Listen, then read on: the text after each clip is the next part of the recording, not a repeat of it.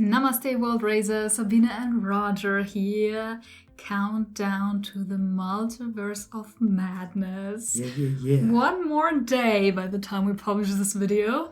5 more days for us from now. But we're super excited. We got our tickets and we're just big Marvel fans. And that brings me to Samir Singh. I want to shout out. Thank you for the request of this video and your ongoing support since 6 months. And Samir is not a big Marvel fan because of Batman, and Batman is DC. So he prefers Batman? Yeah. That's what he's saying? I like Batman too. Doctor Strange, Multiverse of Madness. Where did this multiverse concept come from? From my reckoning, it came from Krishna many years ago. And of course, we know that Stan Lee and the creators of Marvel Comics, of course, they dived into the belief systems of the world. And a lot of these superheroes, have incorporated some of this ancient wisdom. So this is our first time reacting to this fellow, the Ranveer Show. Something I've been studying a lot lately is astrophysics, which is, the physics of the universe, black holes, the stars. And the deeper you get into astrophysics, you realize that the universe is massive. It's just incredibly large. You don't even understand how large it is. I mean, you think it's large, just read a little bit of astrophysics and your mind will be blown away by, how much more mega it is than you believe it is. Since you've read the Bhagavad Gita, since you've studied it, since you've read all these holy scriptures, does any of the holy scriptures actually talk about the universe as in, outer space, what's out there? Oh yeah, extremely, in great detail. So it's so fascinating, Ranveer.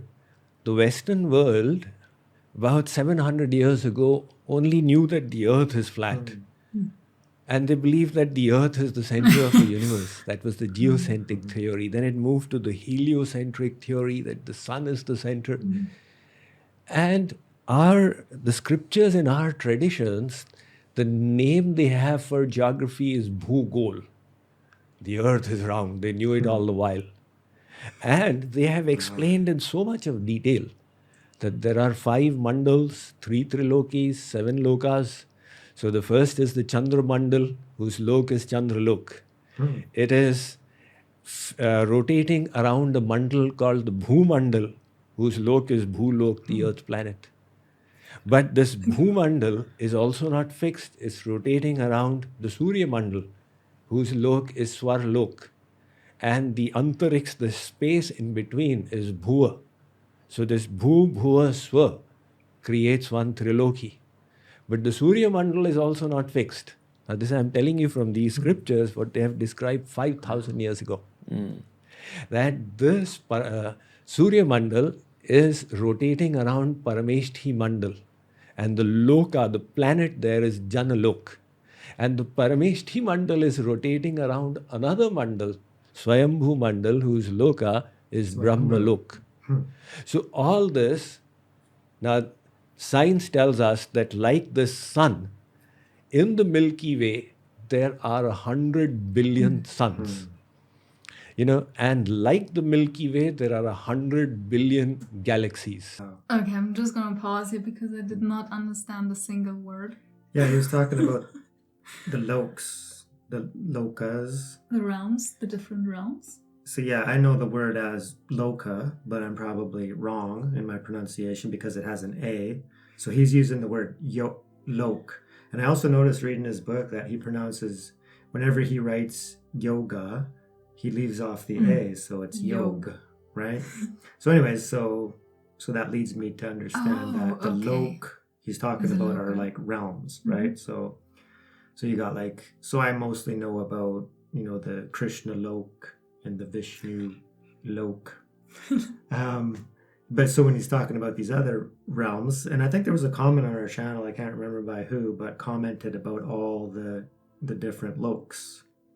So Sorry. I would have to get into the comment section to find that. But thank you so much, because I did read it and I was like fascinating, but of course I don't remember them. But he's talking about them now, right? So the different realms, within the material universe, and of course that's all detailed, in the Vedas. Which means that there are 10 to the power 22 suns approximately in this entire universe. 10 to the power of 22. However, now science is talking about the multiverse theory, Yes. right? That there are other universes as well. Wow. And the Vedas say, you know what? How many universes are there? Infinite. All of this that you are perceiving as one universe, like this, there are infinite universes. Unbelievable. And each with one Shankar, one Brahma, one Vishnu. Can I tell you a little story? Sure, sir. It is said that once Brahma went to meet Lord Krishna in Dwarka. And he asked the gatekeeper, tell Sri Krishna Brahma has come to meet him. So Sri Krishna asked the gatekeeper, tell him which Brahma is he. He asked, Brahmaji was astonished, is there any Brahma apart from me? So he tell him, the four-headed Brahma, the father of the four Kumars. The gatekeeper said, Sri Krishna called him in. So Brahmaji on coming, he said, Bhagwan, what was the meaning of your question, which Brahma? Is there any Brahma apart from me? So Lord Krishna smiled. By his Yoga Maya, he called the Brahmas of innumerable universes. And they were all coming and offering their pranams. And our Brahmaji saw that there is one Brahma who's got 1,000 heads. Whoa. So our Chaturmukhi Brahma said, how big will be his universe? And then there was one Brahma who had 1,00,000 heads. And one Brahma who had 1 crore heads. And one Brahma who had 1 Arab, 1 billion heads. So dekhi Chaturmukhi Brahma hailo chamatkar Krishner charane asi karilo namaskar. Our Brahmaji fell at the feet of Sri Krishna. Sri Krishna said, Brahmaji, there are infinite universes. Yours is the smallest. But that is the extent of God's creation. And all of this is 1/4 of creation. What for? This is the material realm. And beyond this is 3/4, which is the spiritual realm, where this Maya, this Kal, this Karma cannot go. So that is when we say God is great, that's how great He is. What's out there in the 3/4? Yeah, spiritual realms are bigger. More. It's indescribable. Because our words can only compare with the glories of what we see here. Right? Now let us say that we wish to give a comparison. We will give it with material things. And that is made by a different energy. So this material realm is made by an energy called Maya, the material energy. And we see so much of glory in every aspect of material creation, from the tiniest Higgs boson to the biggest galaxies. To Cristiano Ronaldo. Absolutely. If there's glory manifesting in everyone. To Sachin Tendulkar. So now, all of this is glorious. Imagine the glory of Yoga Maya. When the computer revolution started, one college boy came up to me and said, Swamiji, what computer does God use to keep an account of our karmas? So I said, computer is made by the material energy. And God has a superior energy called Yoga Maya, by virtue of which He knows everything that we thought of from the time we were born till today. Not of one lifetime, but our infinite lifetimes. And not one soul, but infinite souls of creation. So how does God manage to do all that? By His Yoga Maya. By that Yoga Maya, He creates His divine abode. So let it suffice to say that it is Sat, Chit and Anand. it is eternal, full of bliss. Now, can you imagine objects made of bliss Oh, and sentient I love it. consciousness? So that abode is Satchidanand, full of divine bliss. It's for the perfected souls. That means when we reach that perfection, we will then be there. I would very much like to go there, please. Can you become imperfect when you go there if you fail a test there? Once we are situated in knowledge, then the ignorance will not overcome us again. Tad Vishno Paramam Padam Sadaha Pashyanti Suraya. It's the soul is on a journey. So in the journey, we are slowly growing and we're taking a few steps ahead, maybe a few steps back, and then again a few steps ahead. But once we reach that perfection, it means that now we are situated in knowledge. So when you have divine bliss, then why should you choose something far inferior? Yeah.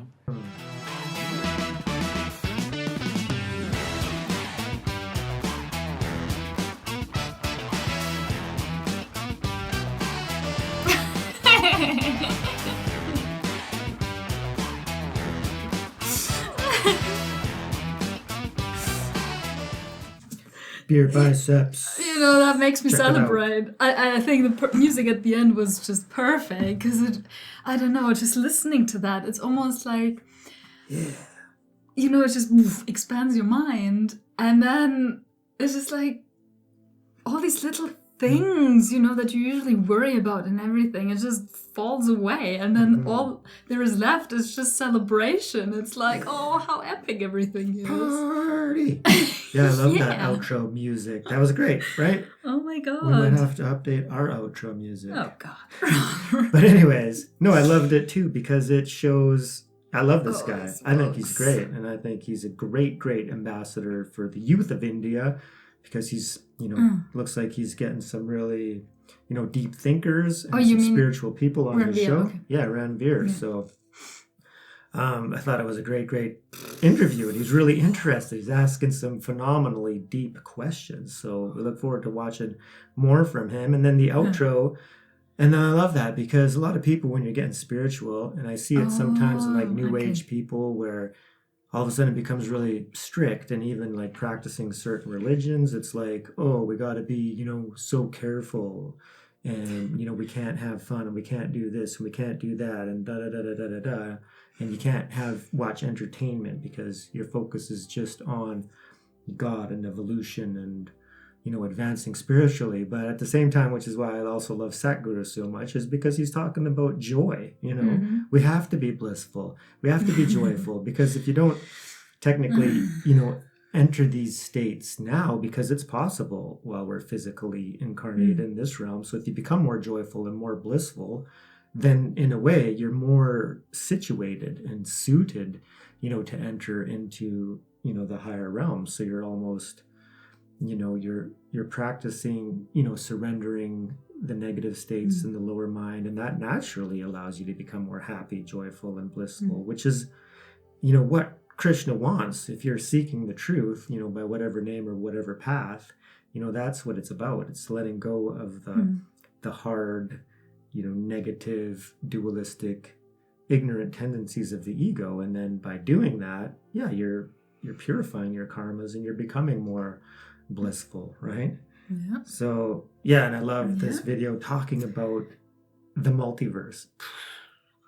That's just mind-blowing when he brought up all the different Brahmas with the amounts of heads. I'm not too sure the So number, like the good. translation. If somebody wants to let us know, like, how much is a lakh, and then how much is the other two, numbers that he described. I think a lakh might be like 1,000, so one had 1,000 heads. But he was just talking about how, so the first Brahman he mentioned, the one from this universe has 4, and then one had 100. And then one had 1,000, and then one had maybe 10,000 or 100,000. But So the more heads, the bigger the universe. sounds like it, because the head represents What does the being head able- represent? Yeah. well, being able to see, right? So in this Okay. realm, this universe, since it's the smallest one, he only needs 4 heads to be able to see everything and hear everything. Okay. So the senses, Okay. it's going to be like times Wow. 4 to be able to see everything in the universe. But some universes are so big that you need like 1,000 or 10,000 or 1,000,000 heads to be able to see everything in the universe. Okay. Perhaps that's what he means. And why did he go to Krishna again? He didn't explain why Brahma was going to see Krishna. He just wanted to go see him.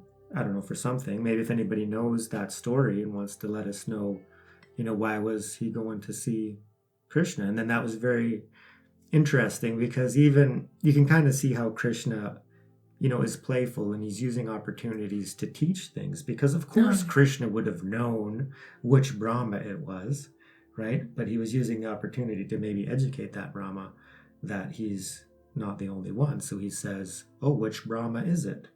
Right? But of course Krishna knew which Brahma it is, because Krishna is the source of all Brahmas. Yeah, okay. Right? And then being not only the source, but being aware of everything within all of the infinite universes. And what's funny too is just to stress the grandeur of those spiritual realms. So the realm beyond the material, when we're talking about these infinite universes, we're talking about infinite material universes. Infinite, some so big that there's Brahmas with millions of heads, like huge. And all of those infinite material universes are just a fourth of Krishna's opulence. Wow. So here Krishna is the highest, and then there is no Vishnu, like Vishnu is contained in Krishna, not Krishna in Vishnu. Yeah. So from this kind of school. So that from this school, yes. Yeah, okay. So the highest teachings, and there's the so this is kind of the dualistic school. But from the highest point of view, the dualistic school is contained within the non-dualistic school, and the non-dualistic thought is also contained in the dualistic, because it's so beyond everything that, so in this thought, Krishna is the ultimate source of absolutely everything, and then Vishnu is actually an incarnation of him, right? Yeah. But the other way around, also works. So it's not worth debating about. We all have our own ways of understanding this sort of thing, but it's the highest, right? Mm-hmm. So Krishna being transcendent, which means beyond creation, and then of course can be form.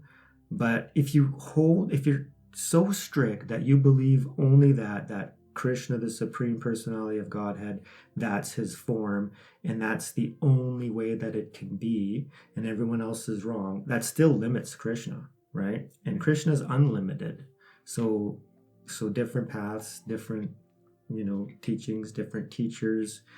So of course, Krishna being the source of all, he's not going to get upset. He's not going to punish those who, choose to worship him by another name and another form even, or even if they deny the form of Krishna as the absolute and decide to choose, God the Father, for example, or Allah, right?